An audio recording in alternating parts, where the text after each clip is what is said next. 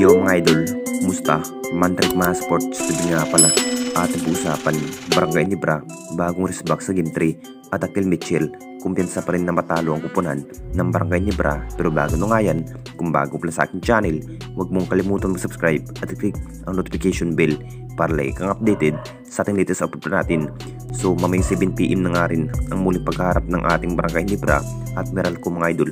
Talagang mainit na laban na nga rin ang magaganap kung sino na nga ba ang makakapasok sa semis. Isa na nga rin ng ating Barangay Nibra na makakapasok ngayong quarterfinals mga idol para sa semis. Sigurado napaka-intense pa rin ang magiging laban dahil isang game na nga lang po kung sino na nga ba ang karapat-dapat na makakapasok sa semis. Ito na nga ba ang hinihintay ng lahat dahil matinding pagsubok pa rin ang mas malampasan ng ating Barangay Nibra bago makuha ang hinahangad na malaking tagumpay ng ating liga. Mas maganda pa rin na may bagong resback na nga ba ng ating Barangay Nibra. Posibleng re-resback na nga ba ang nasabing gunner na si Jeremy Agri para sa quarterfinals mga idol. Ilang laban na nga rin hindi muna nakapaglaro dahil sa injury ang nasabing player. Hinihintay pa rin ang lahat kung ano pa nga ba ang magiging dapat gawin ang nasabing player. Talagang may ibibuga na nga ba sa laban dahil naging factor na nga rin ito si Jeremy Agri noong nagdaang season mga idol. Kung hindi lamang na injury ito si Jeremy Agri, talagang mapaganda nga ang nagiging takbo sa bawat laro ang nasabing player. Talagang mapapaganda ang magiging takbo sa bawat laro ang nasabing player na si Jeremy Agri. Isa rin si Jeremy Agri sa inaasahan sa opensiba.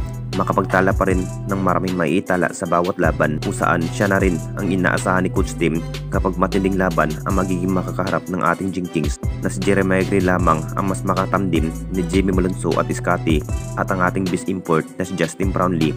Marami na nga rin ang nasasabi na magbabalik laro na nga rin ang nasabing player laban nga sa upunan ng Meralco. At dito na naman tayo sa isa pa nating balita, Akil Mitchell, kumpiyansa pa rin na matalo ang kupunan ng Barangay Nibra. Alam naman nating lahat mga idol, talagang may isang panalo na nga rin ang Jing Kings at Meralco mga idol sa best of 3 series kung saan pagsisikapan pa rin ng ating Jing Kings kung ano pa nga ba ang magiging hustle play ng Jing Kings. Talagang kung titignan nating lahat mga idol, matches pa rin ang magiging laro dahil isa rin ang Meralco sa mahusay sa passing at 3-point shot.